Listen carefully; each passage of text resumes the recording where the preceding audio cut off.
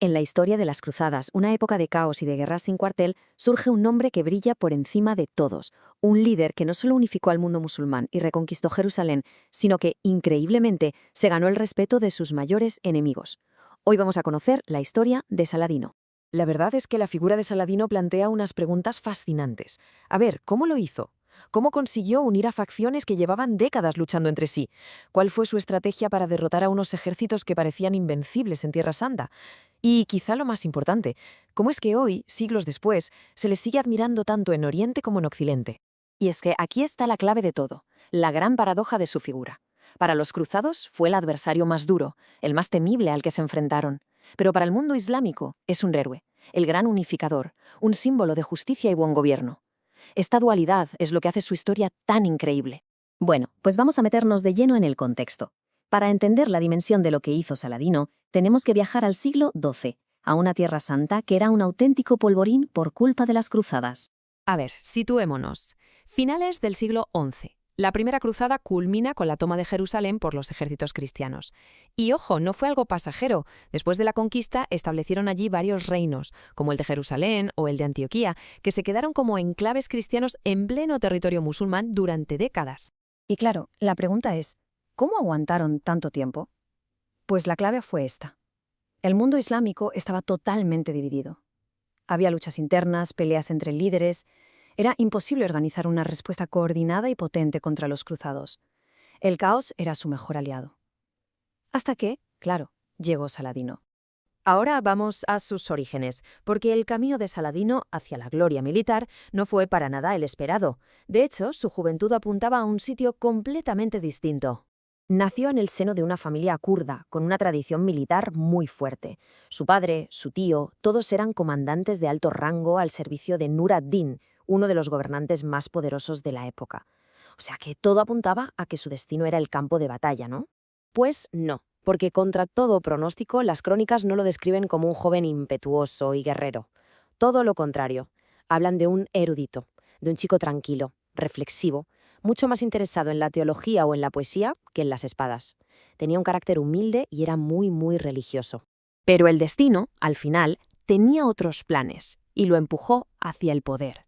Y fue justo ahí, en la arena política, donde Saladino demostró su verdadero genio, esa capacidad increíble para unir lo que parecía totalmente irreconciliable.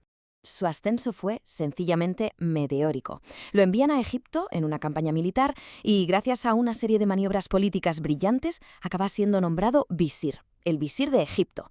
Desde esa posición fue consolidando su poder, fundó su propia dinastía, la Ayubí, y poco a poco fue extendiendo su control sobre Siria, Mesopotamia, unificando por fin ese frente que el mundo islámico tanto necesitaba. Con el mundo musulmán unido bajo su mando, Saladino ya estaba listo para el gran golpe. El objetivo era uno y muy claro: recuperar la ciudad más sagrada de todas. El punto de inflexión absoluto fue la batalla de Hattin. Fue una obra maestra de la táctica. El ejército de Saladino consiguió atraer a las fuerzas del reino de Jerusalén a un terreno seco, sin agua, y básicamente los dejó morir de sed antes de aniquilarlos. El ejército cruzado quedó destrozado. Con esa victoria, el camino hacia Jerusalén estaba completamente despejado. Y en el año 1187, 88 años después de que la tomaran los cruzados, la ciudad santa volvió a manos de Saladino. Y este punto es clave para entender por qué su fama trascendió. La conquista cruzada de 1099 había sido una auténtica carnicería, una masacre. En cambio, cuando Saladino entra en la ciudad, prohíbe las matanzas, permite que los habitantes cristianos se marchen en paz a cambio de un rescate, y a los que no podían pagarlo muchas veces los dejaba ir igualmente. La noticia de la caída de Jerusalén, como es lógico, causó una conmoción brutal en Europa, y la respuesta fue una movilización militar masiva, que daría lugar a uno de los duelos más legendarios de la historia. Europa respondió con la Tercera Cruzada, y al frente de ella venía nada menos que el rey de Inglaterra, Ricardo Corazón de León, una figura tan mítica como el propio Saladino. El escenario estaba preparado para un auténtico choque de titanes. Y sus enfrentamientos se convirtieron en leyenda.